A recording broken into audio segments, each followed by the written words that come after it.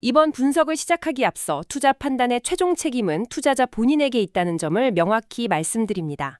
저희는 단순 참고할 정보나 분석을 제공할 뿐 특정 종목이나 섹터에 대해 매수나 매도를 절대 추천하는 것이 아닙니다.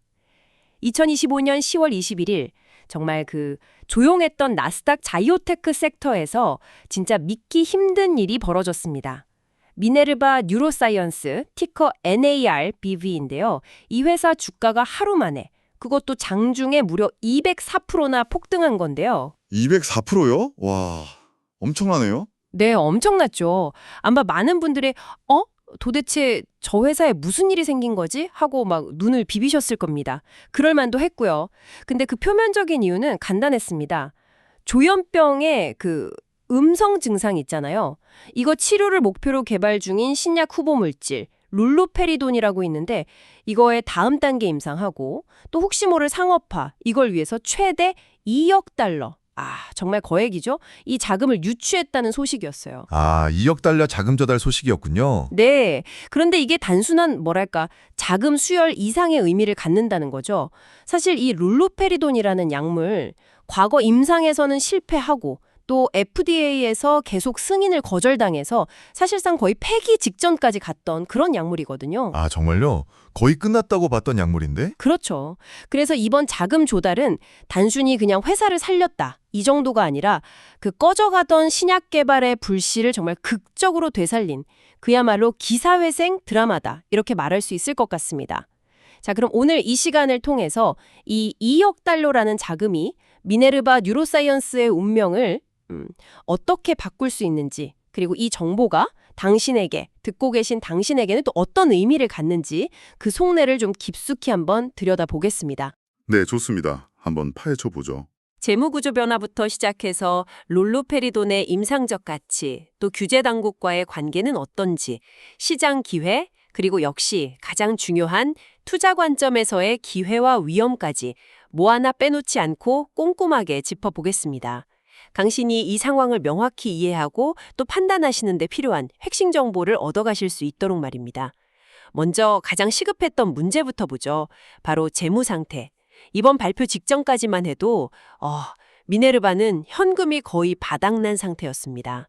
정말 당장 다음 분기를 버틸 수 있을지조차 불투명한 그런 상황이었어요. 네, 맞아요. 파산이라는 단어가 정말 공공연하게 나올 정도였으니까요. 거의 벼랑 끝에 몰려 있었다고 봐야죠. 그러니까요. 그러니 이번 자금은 단순한 호재 이런 차원을 넘어서 말 그대로 회사의 숨통을 틔워준 산소호흡기나 다름없었습니다. 생존의 문제였던 거죠. 네, 상황이 정말 절박했죠.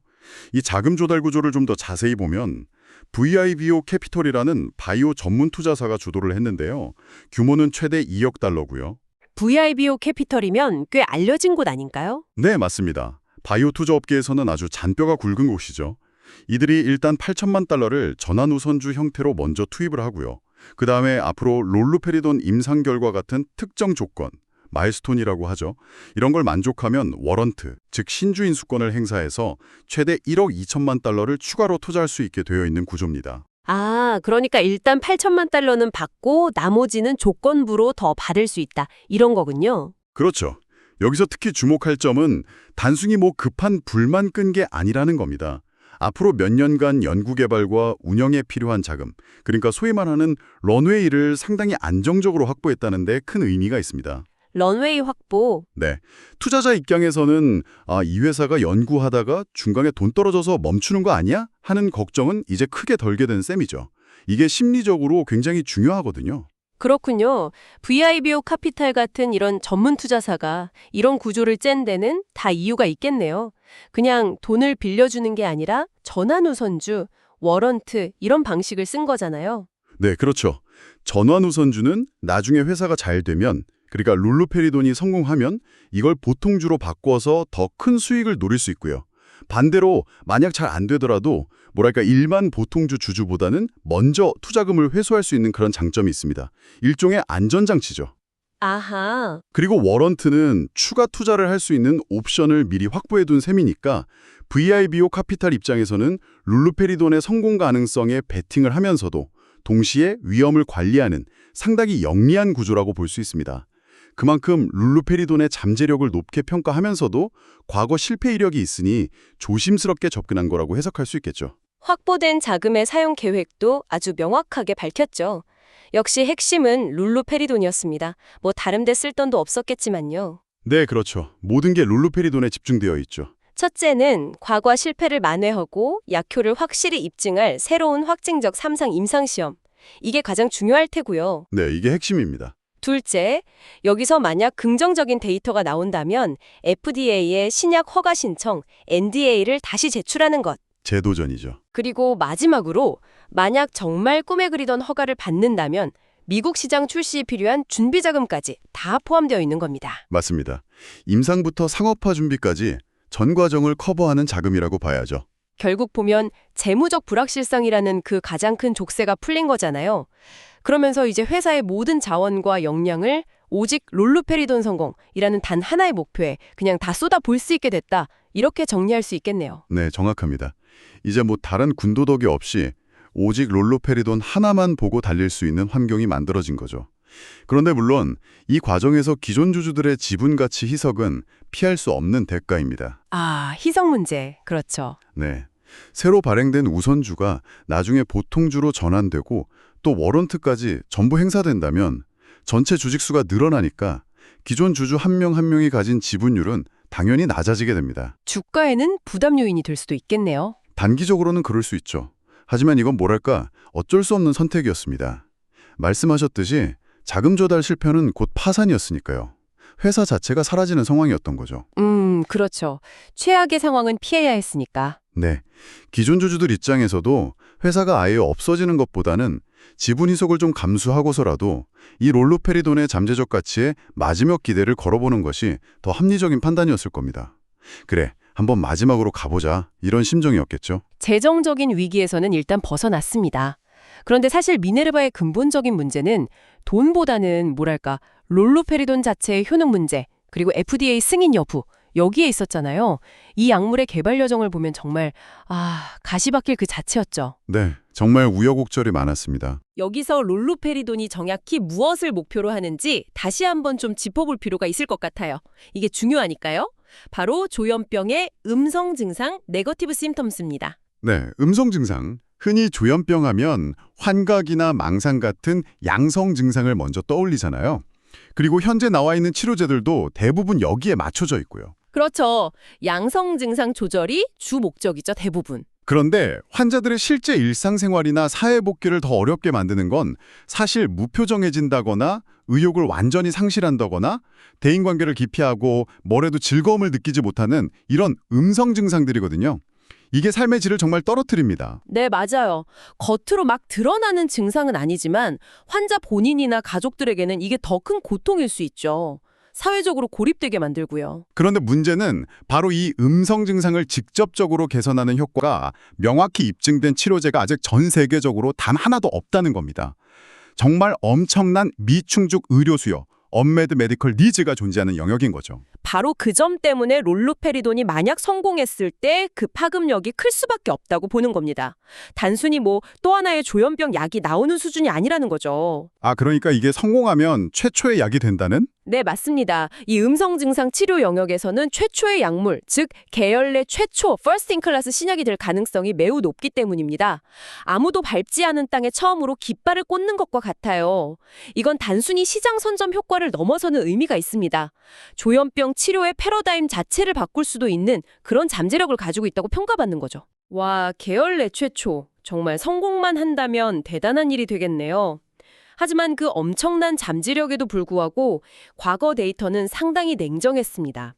2020년에 발표됐던 3상 임상 결과를 보면요. 룰루페리돈 투약군이 위약군, 그러니까 가짜 약을 먹은 그룹에 비해서 통계적으로 의미 있는 개선 효과 차이를 보여주지 못했어요. 결국 실패로 끝났죠. 네, 그때 실망감이 엄청났었죠. 기대가 컸던 만큼. 주가는 당연히 폭락했고요. 물론 그 이후에 회사 측은 좀 특정 환자군을 제외하고 다시 분석한 사후 분석, 포스트혹 애널리시스 결과에서는 긍정적인 신호가 관찰되었다 이렇게 계속 주장을 해왔습니다만 그 사후 분석 논란이 있었죠. 네, 근데 이게 통계적으로나 규제적으로나 사실 논란의 소지가 많은 방식이거든요. 임상시험 전에 미리 정해놓은 분석 방법이 아니라 결과가 나온 뒤에 데이터를 이런저런 방식으로 다시 들여다보는 거니까요. 신뢰도에 문제가 있을 수 있죠. 그렇죠. FDA 같은 규제기관에서는 이런 사후 분석 결과를 잘 인정해주지 않으려는 경향이 강합니다. 데이터의 객관성을 해칠 수 있다고 보기 때문이죠. 그래서인지 FDA와의 관계 역시 정말 험난했습니다. 미네르바는 이 논란 많은 사후 분석 결과를 가지고 어떻게든 해보려고 NDA 신약 허가 신청서를 제출했었는데요. FDA는 데이터 불충분하다 이러면서 서류 접수 자체를 거절하는 RTF (Refusal to File) 처분을 내렸습니다. 사실상 문전박대를 한 거죠. RTF면 정말 상당히 강력한 거절 의사 표현이죠. 이 서류는 검토할 가치도 없다 이런 수준이니까요. 네, 이런 일이 한두 번이 아니었습니다. 여러 번 반복됐어요. 그래서 시장에서는 롤루페리도는 이제 끝났구나 하는 분위기가 지배적이었죠. 그런데 이번 자금 조달 발표에서 아주 의미심장한 문구가 등장합니다. 이게 정말 중요한데요. 회사가 FDA와 롤루페리돈 개발에 앞으로 나아갈 길을 정의했다. Define the path forward. 고 공식적으로 밝힌 부분입니다. 그 표현, 네, 저도 봤습니다. Define the path forward. 이게 정말 흥미로운 대목인데요. 네. 이게 그냥 희망사항을 얘기한 건지 아니면 정말 뭔가 있는 건지 해석이 분분할 수 있을 것 같아요. 맞습니다. 그냥 앞으로 잘해보겠다는 식의 수사일 수도 있다는 그런 회의적인 시각도 물론 존재합니다. 특히 과거 FDA의 그 냉담했던 반응을 생각하면 그럴 만도 하죠. 하지만 시장이 하루 만에 200% 넘게 반응했다는 것은 많은 투자자들이 이 표현에 단순한 수사 이상의 무게를 싣고 있다고 봐야 한다는 겁니다. 뭔가 있구나 하고 느낀 거죠.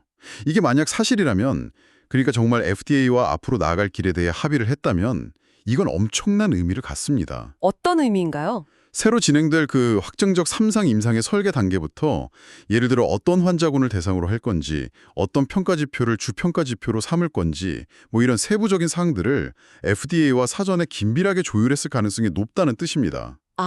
임상 디자인 자체를 FDA와 미리 상의했다? 그럴 가능성이 매우 높다는 거죠. 과거처럼 우리가 일단 데이터 만들어서 내볼 테니 보고 판단해 주세요. 이게 아니라 FDA가 보기에 이런 데이터를 가져오면 우리가 인정해 주겠다는 식의 일종의 약속이나 가이드라인 혹은 최소한의 교감이라도 있었을 수 있다는 겁니다. 물론 그 구체적인 합의 내용이 뭔지는 아직 공개되지 않았습니다만. 그렇군요. 만약 그게 사실이라면 정말 큰 차이인데요. 네, 엄청난 차이죠. 만약 그렇다면 과거에 계속 반복되었던 그 규제 실패 위험, 즉 임상 잘해놓고도 FDA 문턱에서 좌절하는 그런 위험이 이전과는 비교할 수 없을 정도로 현저히 낮아졌다고 해석할 수 있는 겁니다. 이건 정말이지 미네르바에게는 게임 체인저가 될 수 있는 매우 긍정적인 신호라고 봐야 합니다. 와, 그 Define the path forward라는 문구 하나에 그런 깊은 뜻이 숨어 있을 수 있다니 놀랍네요. 물론 아직 확정된 건 아니지만 시장은 그렇게 해석하고 있다는 거고요. 네, 주가 반응이 그걸 보여주는 거죠. 이제 FDA 문제는 어느 정도 해결될 가능성이 보이네, 이렇게요. 자, 그럼 규제 허들을 넘을 가능성이 이전보다는 높아졌다는 해석이 나왔습니다. 그렇다면 시장 상황은 어떤가요? 아까 말씀하신 대로 조현병 음성 증상 분야는 아직 주인이 없는 땅, 블루오션이라고 하셨는데 그 규모가 어느 정도나 될까요? 시장 규모를 보면 정말 입이 벌어질 정도입니다. 전 세계적으로 조현병 환자가 대략 2천만 명 정도로 추산되거든요. 2천만 명이요? 생각보다 훨씬 많네요. 네, 적지 않은 숫자죠. 그리고 이 환자들 상당수가 정도의 차이는 있지만 음성 증상으로 고통받고 있습니다. 그런데 앞서 계속 강조했듯이 이 음성 증상을 직접적으로 겨냥해서 효과를 인정받아 승인된 치료제는 현재 전무한 상태입니다. 제로예요. 제로. 정말 아무것도 없군요. 네, 따라서 만약 롤루페리돈이 최초로 이 시장의 문을 열게 된다면 여러 시장 분석가들은 연간 수십억 달러, 우리 돈으로 하면 수조 원 이상의 매출을 올릴 수 있는 블록버스터 신약이 될 것으로 예측하고 있습니다. 잠재력만 보면 정말 어마어마한 시장인 거죠. 수조 원대 시장, 최초의 약. 와, 정말 성공만 한다면 그야말로 대박이네요. 그렇죠. 하이리스크 하이리턴의 전형이라고 할 수 있죠. 경쟁 환경을 좀 보면요. 롤루페리돈의 입지는 더욱 돋보입니다. 물론 전 세계적으로 조현병 신약 개발 경쟁 자체는 매우 치열합니다. 여러 회사들이 다양한 기존의 약물들을 개발하고 있죠. 네, 다른 회사들도 많겠죠. 하지만 롤루페리돈처럼 음성 증상을 직접적인 타겟으로 삼으면서 동시에 후기 임상 단계, 그러니까 마지막 관문인 3상에 있는 약물은 정말 손에 꼽을 정도입니다.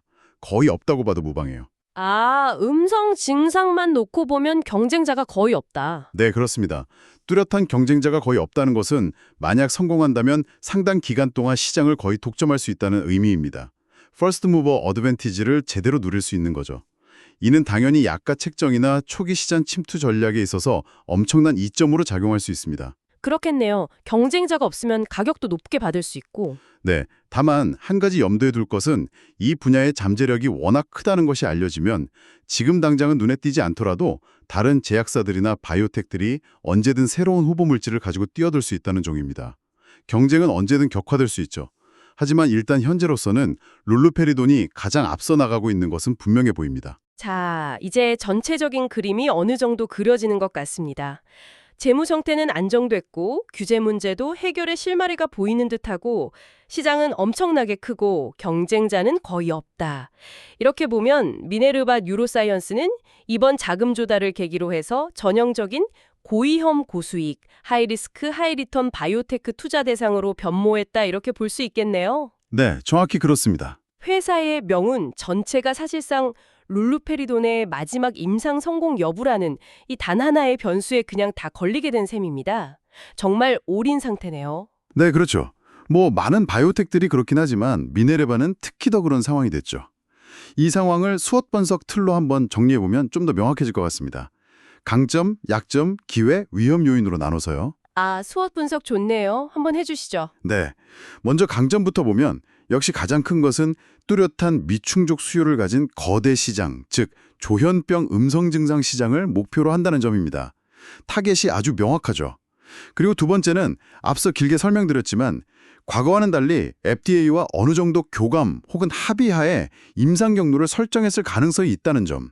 이게 사실이라면 규제 리스크가 크게 줄어든 거죠. 마지막 강점은 상호 파악까지도 바라볼 수 있는 충분한 자금을 확보했다는 점입니다.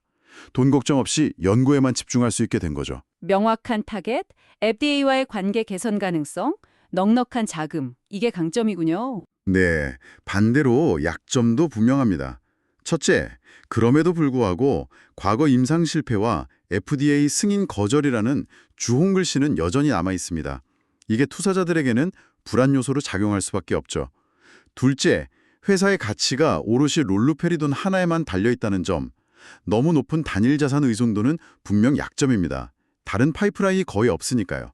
그리고 마지막 약점은 앞서 언급했던 이번 자금 조달로 인한 기존 주주가치 희석입니다. 이건 피할 수 없는 현실이죠. 과거 실패 이력, 단일 파이프라인, 주주 가치 희석. 이것도 명확하네요.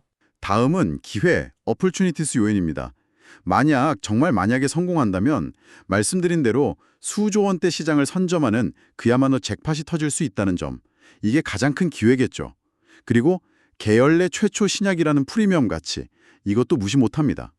마지막으로 임상 성공 가능성이 높아질수록 미네르바는 자금력이 풍부한 거대 제약사들에게 아주 매력적인 인수합병 M&A 타겟이 될 수 있습니다. 개발은 작은 회사가 하고 나중에 큰 회사가 사가는 경우가 많으니까요. 수조원 시장 선점, 최초 신약 프리미엄, M&A 가능성, 성공 시나리오네요. 마지막으로 위협 요인입니다. 이게 가장 중요하고 현실적인 부분일 텐데요. 역시 가장 큰 위협은 모든 기대에도 불구하고 마지막 확증적 3상 임상이 또다시 실패할 가능성입니다. 이게 현실화되면 정말 모든 게 물거품이 될 수 있죠. 또한 임상 진행 중에 예상치 못한 심각한 부작용이 발견될 위험도 항상 존재합니다. 마지막으로 앞서 잠깐 언급했지만 지금은 보이지 않아도 언제든 강력한 잠재적 경쟁자들이 출현할 가능성도 배제할 수 없습니다. 임상 실패 가능성, 부작용 위험, 경쟁자 출현, 리스크 요인이군요. 네, 이렇게 수업에서 분석을 정말 양날의 검이라는 게 명확하게 보이죠.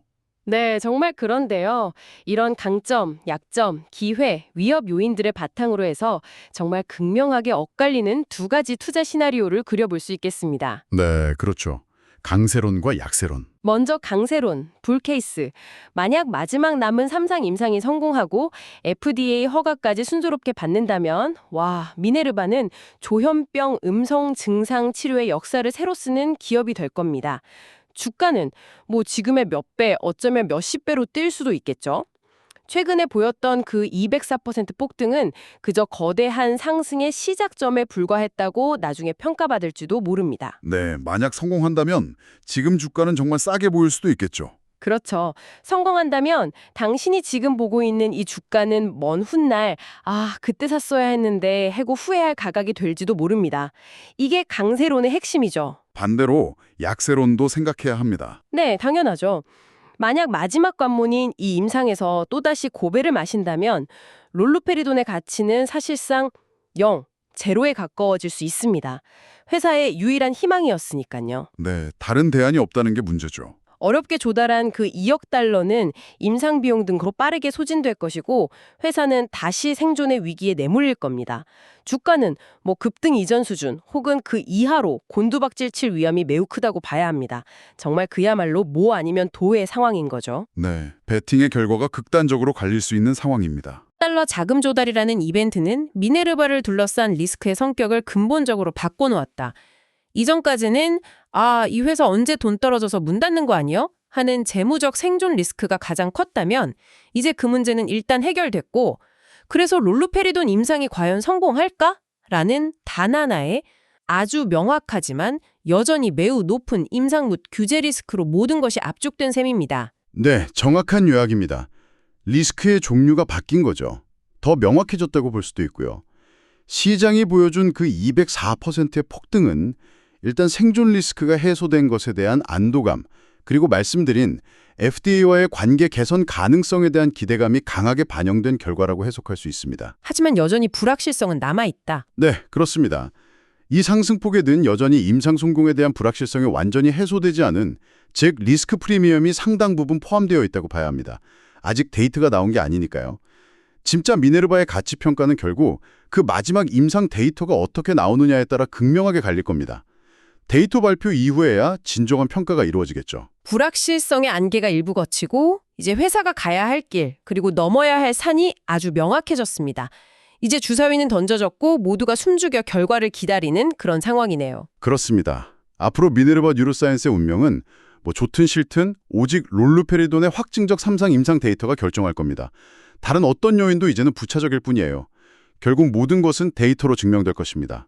데이터가 모든 것을 말해줄 겁니다. 미래에 거액을 투자한 투자자들, 또 저희처럼 분석하는 사람들까지 정말 많은 사람들의 시선이 이제 미네르바의 이 마지막 도전에 쏠리고 있습니다. 정말 결과가 주목되는 상황인데요. 네, 저도 결과가 정말 궁금합니다. 자, 그럼 여기서 한 걸음 더 나아가서 생각해볼 질문을 한번 던져보면서 오늘 이야기를 마무리할까 합니다. 만약 롤루페리돈 임상이 우리가 기대하는 대로 성공적으로 끝난다고 한번 가정해봅시다. 단순히 성공했다, 주가 폭등 이런 이분법적인 결과 말고요. 그 외에 혹시 우리가 예상치 못한 또 다른 파급 효과는 없을까요?